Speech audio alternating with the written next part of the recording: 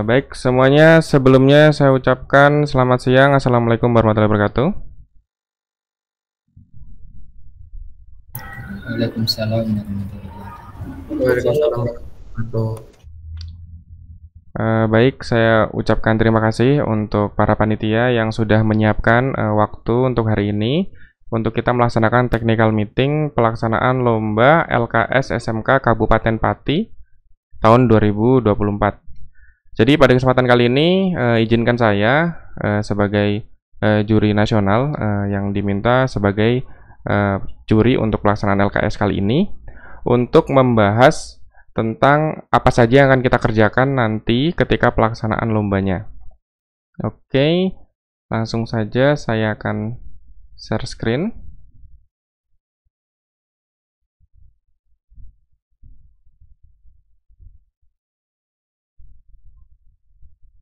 Oke, apakah sudah tampil? Sudah, Pak. Sudah ya. Jadi untuk technical meeting kali ini kita akan bahas tentang apa saja yang akan kita kerjakan. Nah, di sini untuk modul yang akan kita kerjakan akan ada 3 modul, di mana untuk masing-masing modul ini adalah modul yang berasal dari LKS nasional. Jadi nanti untuk modulnya akan saya sesuaikan dengan waktu dan kesiapan kita serta sesuai dengan level kabupaten kali ini. Jadi untuk modulnya akan ada 3 modul, yaitu modul server side, kemudian modul speed test, dan modul client side. Seharusnya ada 1 modul lagi namanya modul CMS, tapi untuk kali ini kita hanya akan mengerjakan 3 modul saja. Jadi modul server side itu merupakan gabungan dari 2 modul yang ada di LKS provinsi. Jadi itu adalah modul RESTful dan modul front end. Jadi itu kita jadikan satu menjadi modul server side. Di mana pada modul server side ini kita akan diminta untuk membuat sebuah RESTful API sesuai dengan data yang diminta soal dan membuat aplikasi website dengan menggunakan data yang sudah dibuat. Jadi kita ada 2 fase. Untuk yang pertama buat RESTful API, yang kedua untuk membuat front-end websitenya. Jadi nanti untuk RESTful API-nya akan disediakan apa saja, dan untuk front-end-nya juga akan disediakan apa aja, akan kita bahas setelah ini. Kemudian untuk modul speed test, kalian diminta untuk mengerjakan beberapa tasks seperti widget, plugin, maupun animasi dalam membuat website. Jadi kayak misalnya buat animasi loader, kemudian parsing data, kemudian membuat watermark, dan lain-lain itu akan ada di modul speed test ini. Jadi modul untuk speed test ini ada beberapa bagian seperti A, B, C, dan D. Nanti akan kita jelaskan lebih lanjut. Kemudian ada modul client. Nah, modul client ini adalah modul yang menjadi modul primadona untuk LKS nasional karena kita diminta untuk membuat sebuah game dengan menggunakan HTML, CSS, dan JavaScript. Di sini tidak diperbolehkan menggunakan framework front-end apapun untuk modul client side-nya. Oke, selanjutnya saya akan bahas lebih detail untuk modul server side. Jadi untuk modul server side ini, para peserta diminta untuk membuat sebuah backend dan frontend, di mana backend-nya akan berisi API untuk database dan lain-lain, kemudian frontend-nya akan berisi tampilan websitenya.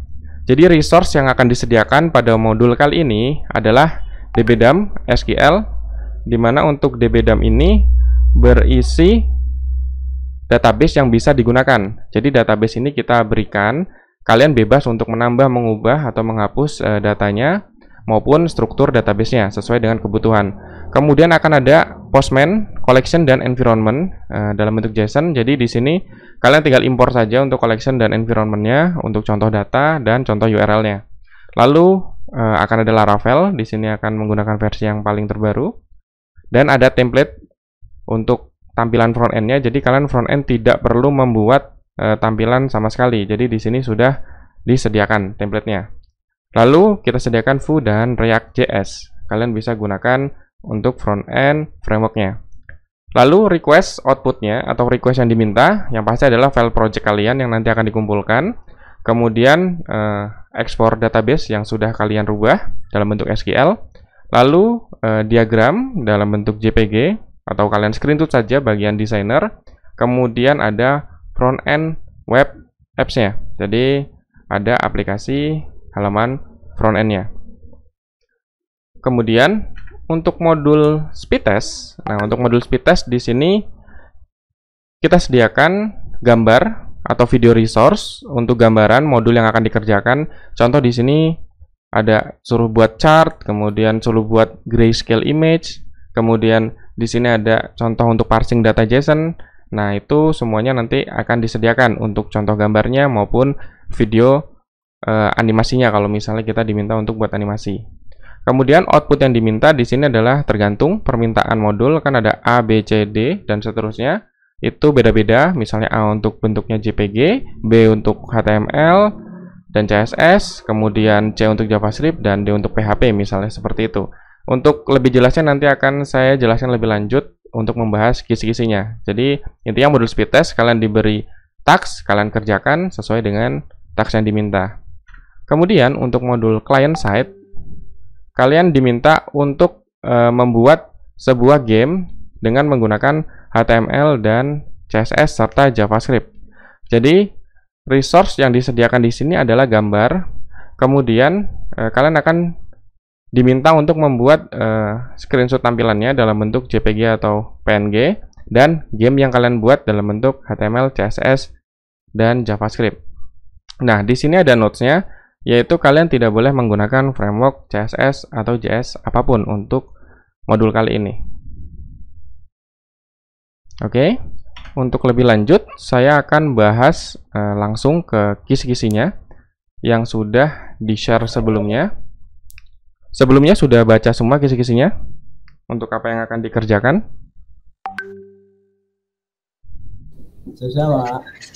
Sudah ya? Berarti saya akan mereview saja apa yang ada di kisi-kisi kali ini. Jadi di kisi-kisi kali ini, untuk modul speed test, kalian seperti deskripsi tadi, yaitu diberikan task berupa untuk membuat widget plugin berdasarkan urutannya. Di sini ada A, B, C, dan D. Dimana untuk A itu kalian berhubungan dengan desain, untuk B kalian berhubungan dengan HTML, CSS atau layouting, kemudian untuk C kalian berhubungan dengan JavaScript maupun Canvas, dan D kalian berhubungan dengan PHP. Nah, jadi di sini untuk contoh A, di sini kalian diminta untuk membuat landing page dengan isinya navigator, navigation bar, kemudian logo, kemudian menu dengan drop down, kemudian hero section dengan heading text dan call to action button. Jadi kalau misalnya semua komponen dalam desain ini kalian ada, otomatis kalian akan dapat poin. Nah, di sini outputnya adalah file JPG karena kalian diminta untuk membuat desain. Terserah kalian mau buat desain menggunakan Photoshop maupun Illustrator, intinya outputnya dalam bentuk JPG. Kemudian yang part B ini membahas tentang kalian diminta untuk membuat masonry layout. Nah, di mana di sini diminta untuk membuat kontainer dan lokasinya di tengah dengan ukuran 960 dikali bebas. Jadi ukurannya yang penting lebarnya aja 960. Jadi kalian diminta untuk buat layout dengan 3 kolom seperti gambar di bawah.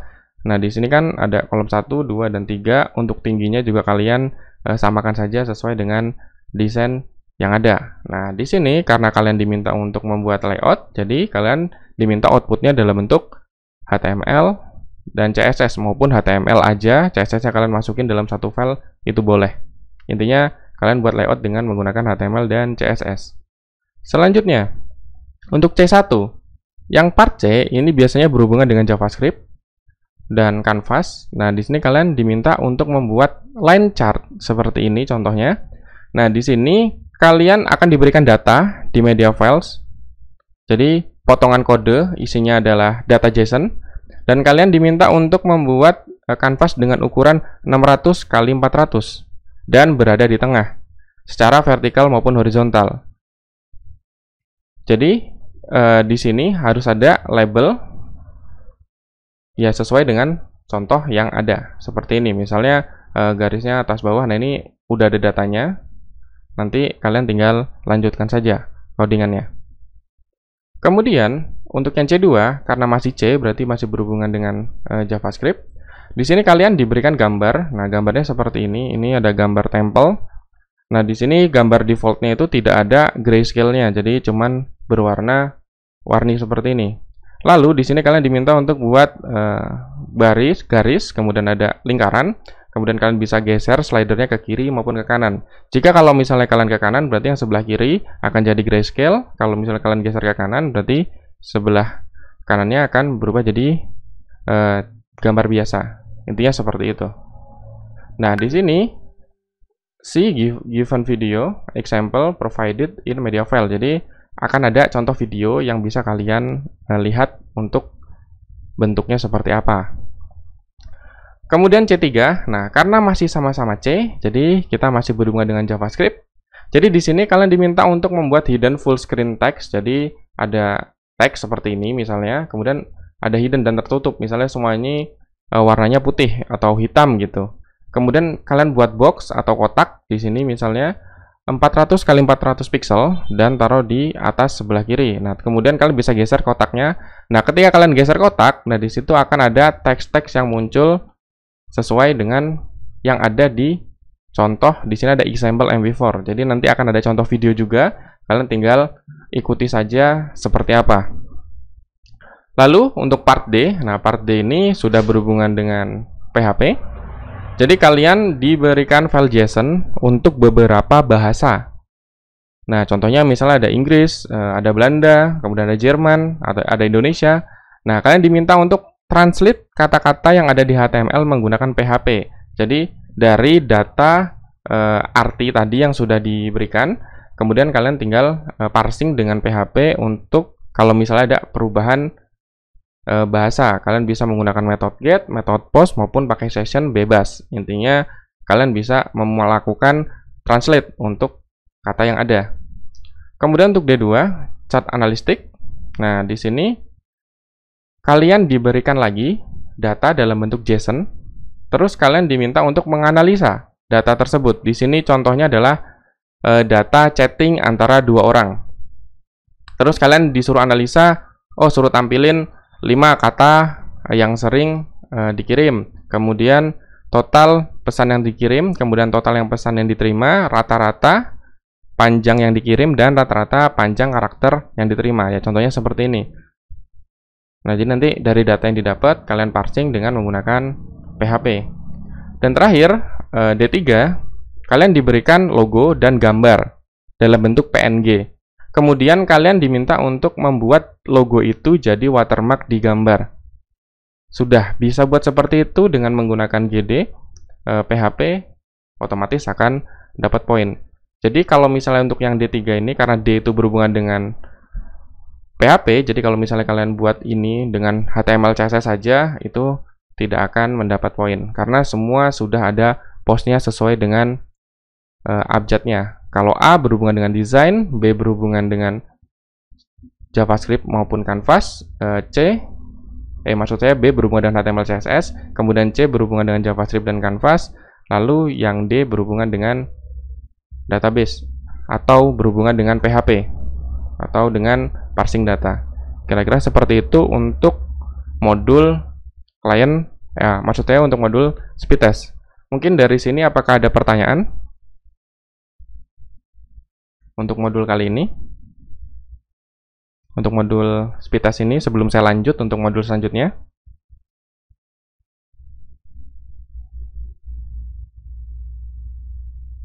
Kalau misalnya ada pertanyaan boleh langsung. Atau tidak ada? Jika tidak ada, maka saya akan lanjut ya ke modul server. Jadi, untuk modul server, di sini kita punya dua page, di mana page pertama untuk buat API dan page kedua untuk membuat front end. Nah, di sini untuk contoh di kisi-kisinya, perusahaan dengan nama Formify Inc. Meminta kamu sebagai web developer untuk membuat website secara dynamically untuk membuat form dengan short answer atau jawaban pendek, kemudian paragraf, kemudian date dalam bentuk tanggal, kemudian multiple choice, drop down, dan checkbox. Nah, user bisa membuat form dan bisa share form. Berarti dari deskripsinya kalian diminta buat seperti Google Form. Jadi ketika kalian masuk Google Form kan kalian bisa buat tambah pertanyaan, terus kita pilih jenis pertanyaannya kan, dan jenis jawabannya. Nah, itu sama persis seperti itu untuk introduction-nya. Dan di sini ada dua page, di mana page pertama buat RESTful API dengan Laravel provided documentation. Jadi semuanya sudah ada URL-nya di deskripsi. Nah, ini contoh ini URL-nya, dan juga sudah ada di Postman yang nanti akan diberikan. Kemudian kalian diminta untuk membuat front end-nya dengan menggunakan React dan Vue. Di sini kita tidak sediakan Angular, kita hanya sediakan React dan Vue. Kemudian data harus didapat dari REST API yang sudah dibuat. Nah, di sini kalian akan dapat Postman, kemudian API test, kemudian template, dan SQL yang tadi sudah ada di slide yang sudah dijelaskan. Kemudian untuk page pertama, nah page pertama ini kalian diminta untuk membuat RESTful API, di mana di sini kalian diminta untuk buat 3 user. Nah, ini yang harus kalian perhatikan. Jadi kalau misalnya untuk modul-modul seperti ini, itu akan ada permintaan-permintaan kecil yang nanti kalau kalian kerjakan itu akan ada poin. Contohnya seperti ini, ada 3 user, berarti kalau 3 user ini bisa login, otomatis kalian akan dapat poinnya. Jadi perhatikan soal minta apa, kalian kerjakan. Kemudian authentication, ini untuk yang pertama. Jadi ini untuk URL page pertama ya. Jadi kita berhubungan dengan API. Nah, di sini contohnya diminta untuk token must be generated by Sangstrom. Jadi kalian kalau misal diminta generate-nya by Sangstrom, jadi pakai Sangstrom. Kalau misalnya kalian diminta MD5 ya MD5. Kalau misalnya diminta hashline ya hashline. Jadi ikuti sesuai dengan soal. Karena nanti untuk token kita akan gunakan untuk setiap halaman. Karena kan semua halaman butuh login ya. Kalau misalnya kalian tokennya udah salah, otomatis semua halaman akan salah. Kemudian di sini ada login contohnya. Untuk URL login kita /API /v1/out/login. Kemudian body yang dikirim adalah email dan password. Kemudian validasinya email harus ada dan email harus valid. Kemudian password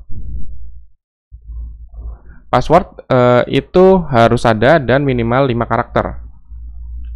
Lalu untuk responnya, header statusnya 200, ini jika berhasil. Kemudian message-nya login sukses. Lalu tampilkan data user yang sudah login, seperti nama, email, dan tokennya. Lalu di sini, kalau misalnya gagal, kita berikan respon statusnya 422. Kemudian pesannya invalid field dan muncul errornya apa. Kalau errornya cuma email aja berarti cuma muncul 1. Kalau misalnya error dua-duanya berarti munculin dua-duanya. Nah, terus kalau misalnya semua validasi udah aman, tapi usernya tidak sesuai, maka email or password incorrect.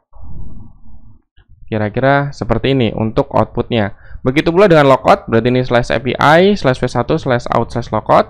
Kemudian di sini header yang dikirim adalah bearer akses tokennya. Makanya tadi kalau misalnya kita berhasil login, ada generate akses token di sini contohnya. Nah ini nanti yang akan kita gunakan untuk logout dan mengakses halaman lain. Kira-kira seperti itu.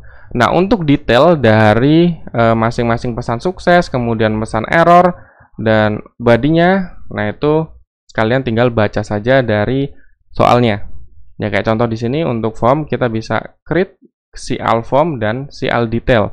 Nah, di sini sudah ada API-nya.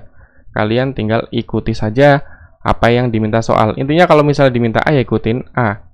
Dan di sini karena kita berhubungan dengan data, sebisa mungkin untuk data harus sama persis. Kayak contoh di sini untuk form, di sini yang diminta adalah ID, name, slug, description, limit one response, dan creator ID. Jadi jangan beda. Misalnya di sini name, tapi kalian nulisnya nama, itu tidak sesuai. Kemudian kalau misalnya ini creator ID di bawah diganti jadi atas, creator ID di atas. Nah itu kan jadi tidak sesuai. Jadi samakan persis dengan apa yang diminta soal. Karena di sini banyak poin objektifnya. Jadi kalau misalnya ada dapat poin, tidak ada, dia tidak dapat poin. Itu nanti akan kita bahas untuk poin penilaian. Selanjutnya untuk detail form itu sudah ada contohnya di sini API /v1/form/form slug-nya. Dan seterusnya di sini dijelaskan untuk API-nya. Nah, ini yang part 1. Oke, setelah selesai dengan API, selanjutnya kita akan membahas phase yang kedua.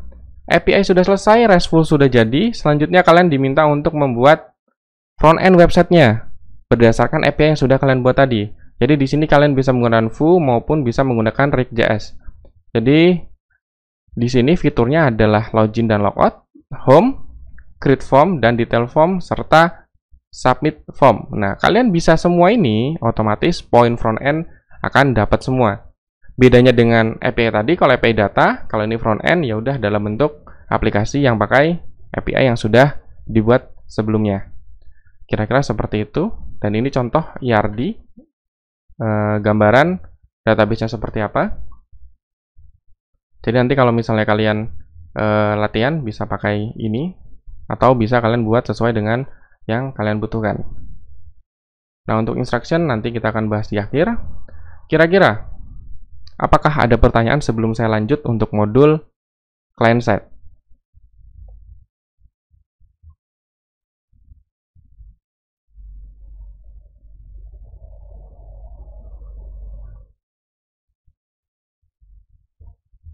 Apakah ada pertanyaan? Izin bertanya, Pak. Ya, boleh, silakan. Di client side ini boleh pakai framework ya? Framework CSS kayak misal Tailwind. Untuk apa? Untuk modul yang server ini ya? Iya. Modul server ini udah ada template-nya malahan, jadi kalian nggak perlu bikin desain. Jadi kalian tinggal pakai aja.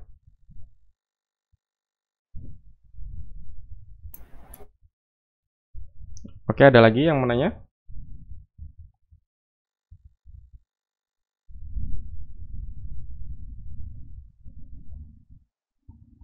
Apakah ada pertanyaan untuk fitur dan lain-lain?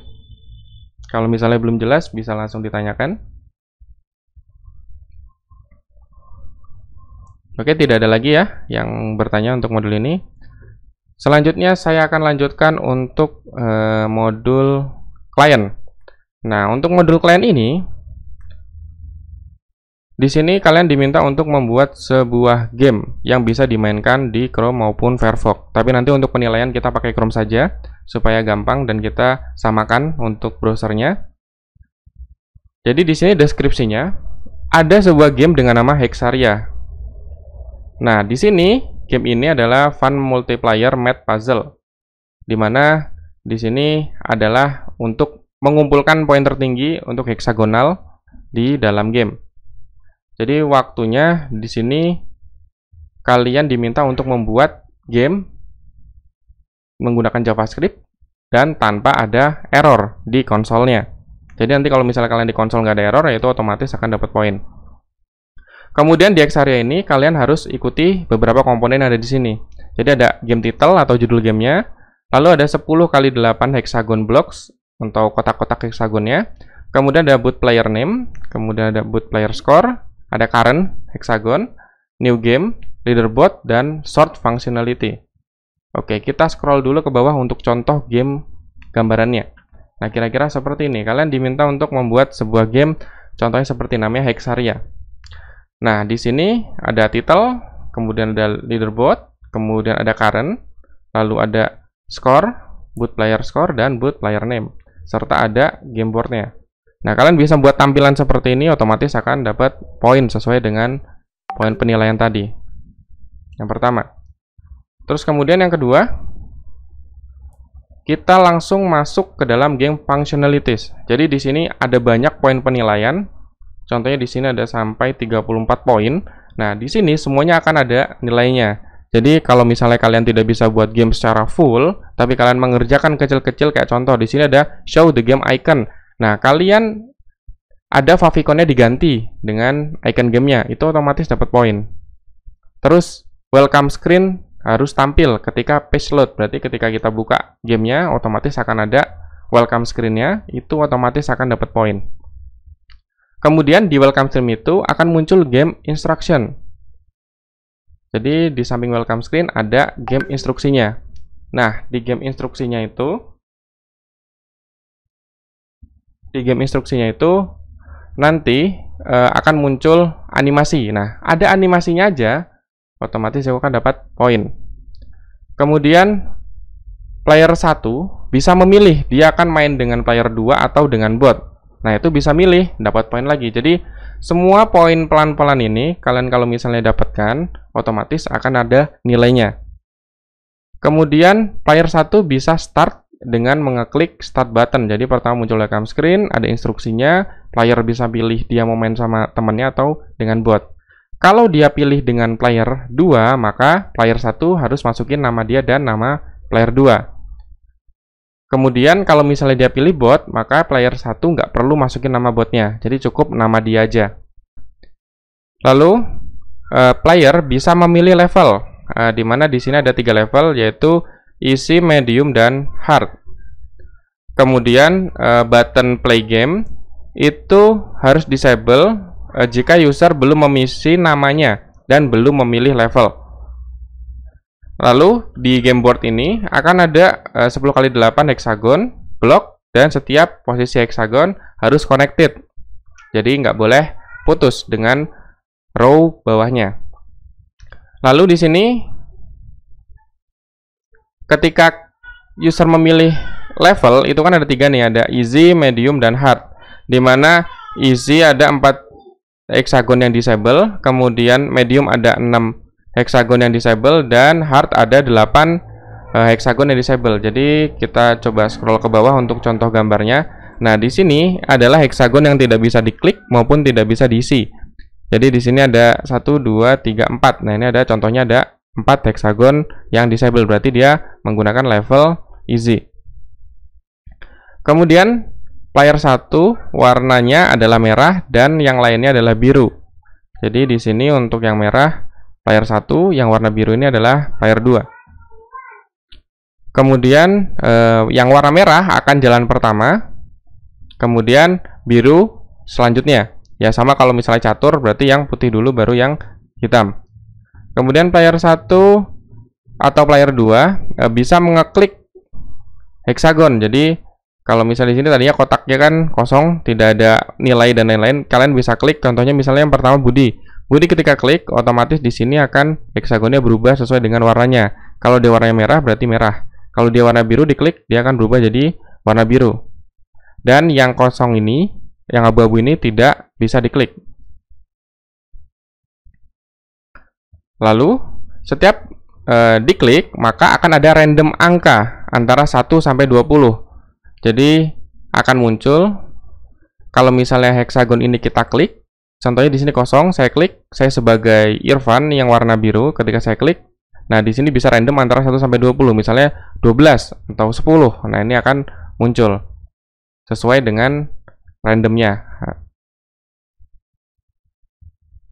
Kemudian ketika player menghover hexagon, di sini akan muncul placeholder. Jadi ketika disorot placeholder atau ininya hexagonnya, ketika kita sorot, otomatis di sini akan ada bayang-bayang atau misalnya background dibuat agak gelap dikit, atau misalnya agak, kalau misalnya dia warna biru, dia ketika disorot agak biru dikit. Nah, ini ketika disorot, jadi ada animasi hovernya. Itu ada seperti itu, otomatis akan dapat poin juga. Kemudian jika ada hexagon yang kosong dipilih dengan player, maka dia akan mengisi sesuai dengan playernya. Jadi kalau warna merah, backgroundnya akan merah dan muncul random angka. Jika dia warna biru, maka dia akan muncul warna biru backgroundnya dengan random angka juga. Kemudian player bisa take over hexagon temannya. Jadi di sini kalau misalnya kita klik, kalau dan nilai kita lebih besar dari lawannya, otomatis warnanya akan berubah sesuai dengan di sini akan berubah dengan warna pemain yang jalan. Contohnya begini. Jika di sini hexagonnya berwarna biru misalnya, kemudian saya klik hexagon di sini dan saya masih dalam kondisi merah. Ketika saya klik di sini, hexagon saya dapat nilai 20, berarti 15 dan 19 dia lebih kecil dari 20 kan? Otomatis ini akan berubah jadi warna merah. Begitu pula dengan kalau misalnya saya biru. Saya biru, saya taruh di sini. Nah, biru di sini poinnya misalnya 5. Nah, 5 kan nggak lebih besar dari 20 dan tidak lebih besar dari 19. Otomatis ini tetap tidak berubah. Kira-kira seperti itu gambarannya. Untuk takeover warna hexagon lain. Nah, ketika hexagon diklik dan ternyata dia dekat dengan warna yang lain dan sama, itu akan ditambah 1. Jadi nilai akan ditambah 1. Jadi contohnya di sini hexagon kosong, saya berwarna biru, saya klik di sini. Nah, di sini sama-sama biru, nah ini 16 akan berubah jadi 17. Kira-kira begitu.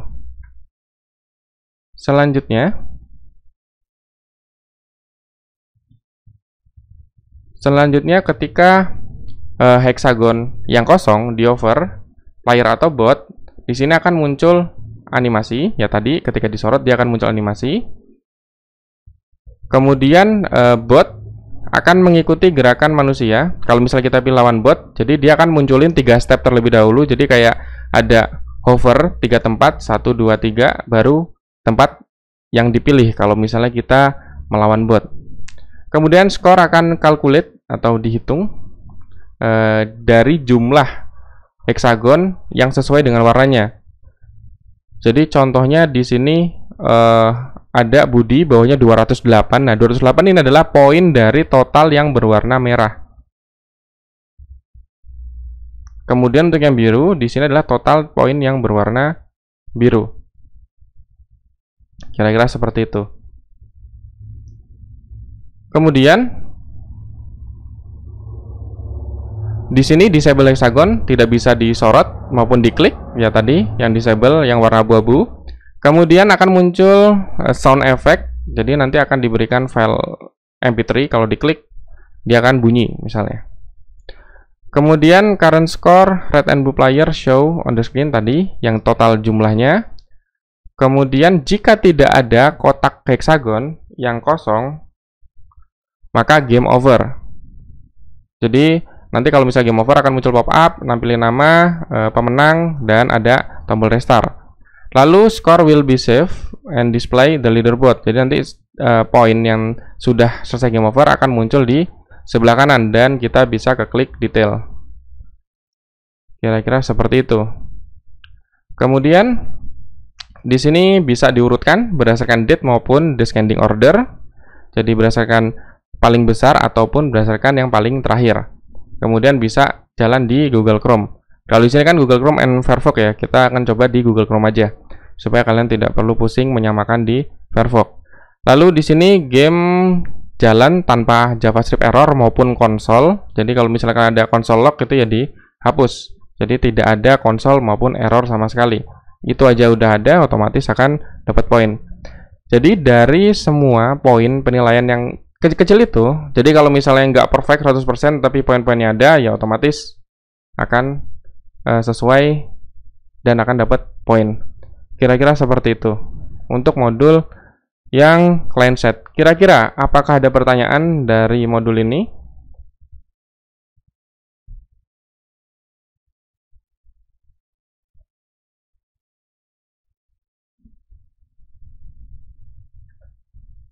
Ian, adakah yang mau ditanya untuk modul client ini?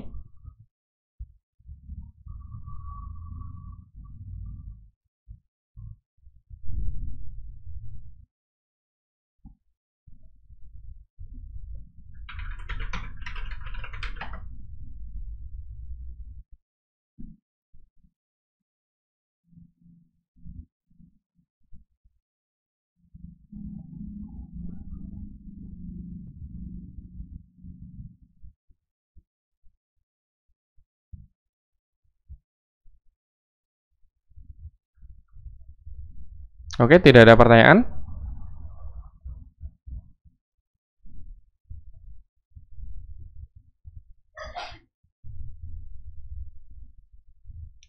Jika tidak ada pertanyaan tentang kisi-kisi, selanjutnya kita akan bahas tentang persentase penilaian dan schedule pelaksanaan lombanya nanti.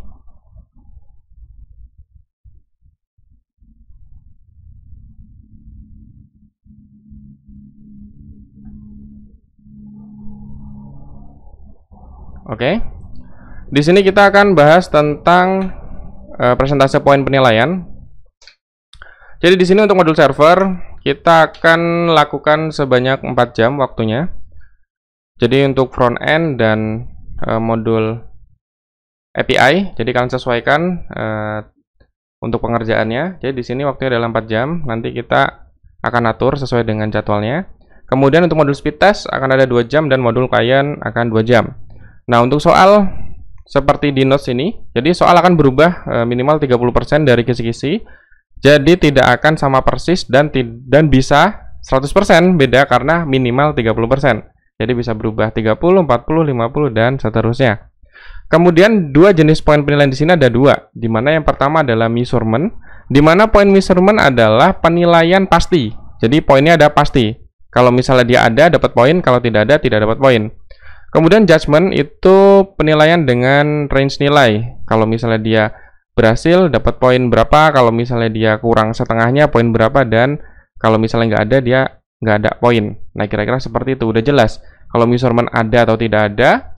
Kalau judgment dia ada range nilainya. Bisa misalnya maksimal 1,5, berarti kalau misalnya dia kira-kira di tengahnya berarti 1. Kalau misalnya tidak ada ya 0. Kira-kira seperti itu. Nah, untuk schedule-nya sesuai dengan rundown tadi, saya ada sedikit perubahan menyesuaikan dengan waktu karena tadi ada pembukaan dan lain-lain. Jadi ini jadwal bisa berubah ya. Jadi kalau misalnya kita bisa mulai lebih cepat, maka kita bisa selesaikan lebih cepat ketika pelaksanaan lombanya. Jadi kita menyesuaikan aja besok kira-kira kondisinya seperti apa. Nah, jadi di sini untuk hari pertama itu kita mulai dari jam 8. Jadi di sini kita ada persiapan dan briefing soal. Kalau misalnya persiapannya lebih cepat, kita bisa mulai lebih cepat. Jadi di sini ada jam setengah 9 sampai jam setengah 12 kita akan mengerjakan modul speed test. Jadi modul pertama adalah modul speed test.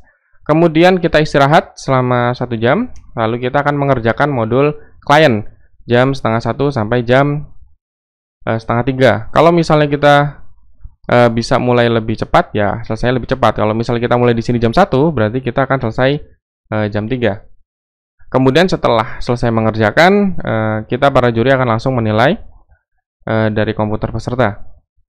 Dan juga untuk arsipnya, peserta akan mengumpulkan hasil yang nanti akan kita kirimkan caranya nanti ketika waktu mau pelaksanaan lomba. Kemudian untuk hari kedua kita hanya satu modul, yaitu modul server. Jadi kita akan mulai dari jam 8 sampai jam 12 untuk pengerjaannya. Kemudian setelah istirahat kita akan lakukan untuk penilaian hari kedua, karena kan di hari kedua kita jam 3 itu sudah ada pengumuman hasil. Jadi kita hanya satu modul dan lebih cepat. Kira-kira dari jadwal ini mungkin panitia apakah ada masukan atau dari peserta untuk jadwal yang akan kita kerjakan nanti untuk schedule-nya?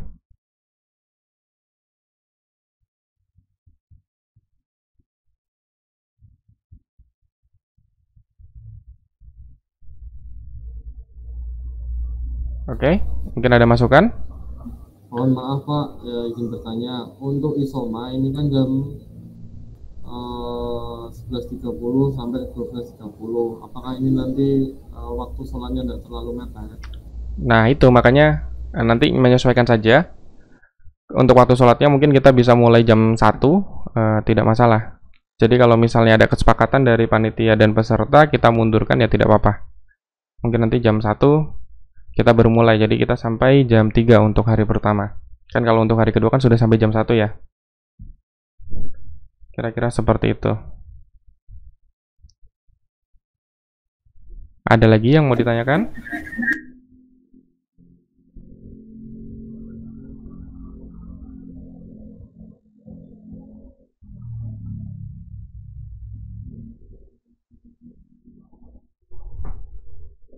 Oke, sudah? Apa sudah jelas? Maaf Pak. Ya, silakan. Jadi untuk penjurian di hari kedua itu sampai jam berapa ya Pak? Sampai selesai. Jam ya kira-kira Kira-kira selesai ya, kalau misalnya selesai jam 2 ya jam 2, selesai jam 3 Pak. Oke, baik.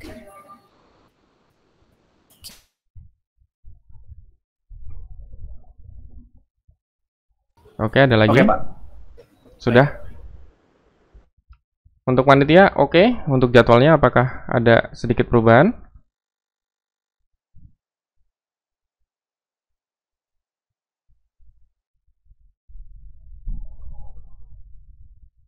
Oke, jika sudah sesuai, maka di sini kita ada sedikit perubahan untuk jam masuk ya setelah isoma ya.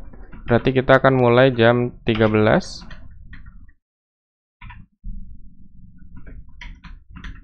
sampai jam 3 ya. Nah, kira-kira seperti ini jadwal setelah perubahan. Oh, sorry. Nah, seperti ini untuk jadwal yang sudah disepakati. Oke, selanjutnya setelah jadwal lomba sudah oke, saya akan membahas spesifikasi software yang akan ada di komputer masing-masing. Jadi di sini untuk software itu ya pasti ada SAM untuk server lokalnya. Kemudian ada Adobe. Di sini saya sediakan Adobe CC, ada Dreamweaver, Illustrator, Photoshop. Kalian bisa install yang kalian gunakan. Kalau pakai Photoshop aja, install Photoshop aja. Kemudian ada Sublime, ada Notepad++, terus ada VS Code, lalu ada Bracket, ada Office, ada Acrobat, kemudian ada PHP Storm, ada MySQL Workbench, ada FileZilla, Composer, Node.js, Postman, Figma, dan TeamViewer. Jadi karena kita lombanya online, jadi kita sediakan Figma kalau misalnya mau menggunakan Figma. Tapi nanti untuk provinsi dan nasional Figma itu tidak ada karena kita lombanya offline. Dari software ini, apakah ada yang mau ditambahkan atau ada yang mau ditanyakan? Jadi ini software tidak harus semua diinstal ya. Kalau misalnya kalian hanya pakai VS Code, Notepad, Bracket, nggak perlu diinstal, nggak apa-apa. Begitu pula software yang lain, kalau misalnya tidak dipakai, tidak apa-apa.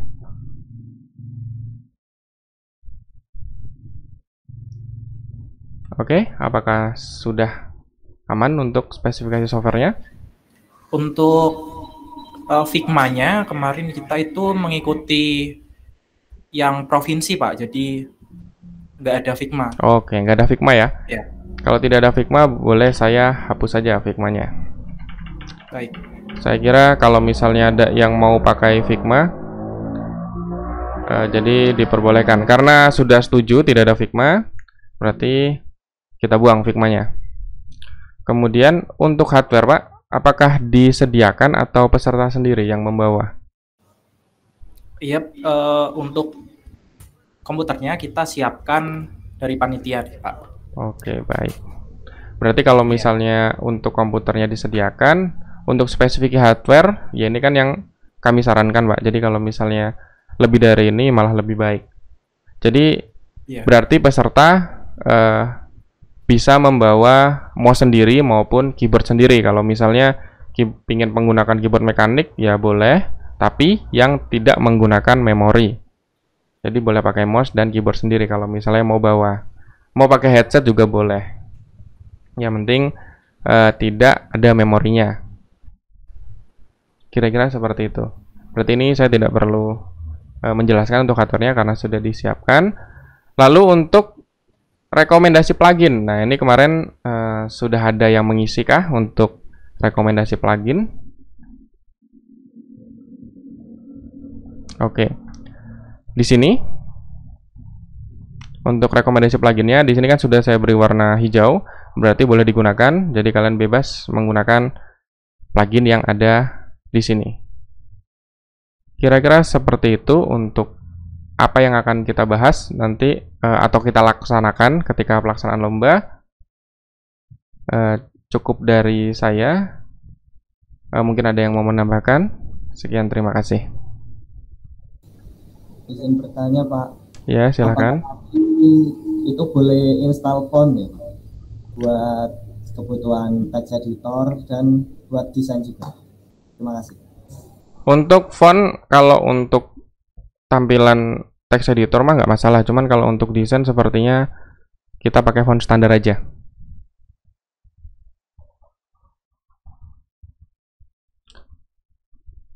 Jadi kalau misalnya kita bisa download font, jadi nggak nggak adil untuk yang lain. Juga untuk modul desainnya juga kita kan hanya gunakan untuk speed test yang bagian A aja. Jadi untuk fontnya standar aja nggak apa-apa. Oke, ada lagi yang mau bertanya?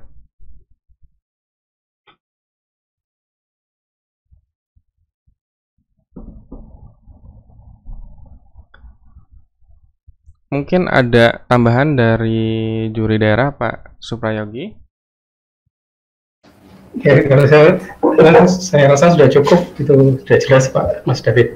Oke, baik Pak. Ya. Oke, ada lagi yang mau ditanyakan?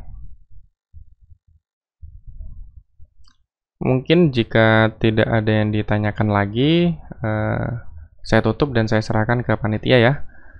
Sekian dari saya. Oh ya, ada lagi? Pak, itu gamenya memang Hexaria ya Pak? Untuk gamenya Hexaria atau tidak itu adalah kisi-kisi, jadi sesuai dengan notes, kisi-kisi bisa berubah 30% atau lebih. Jadi apakah anti Hexaria? Ya, kita lihat di hari H.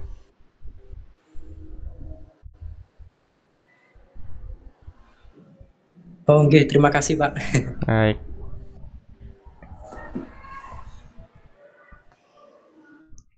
Ada lagi yang mau tanya?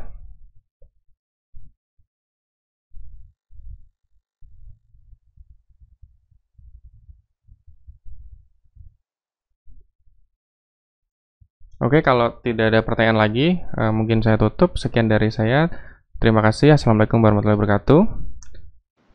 Waalaikumsalam warahmatullahi wabarakatuh. Selanjutnya saya serahkan ke Pak Dandi dan panitia. Terima kasih.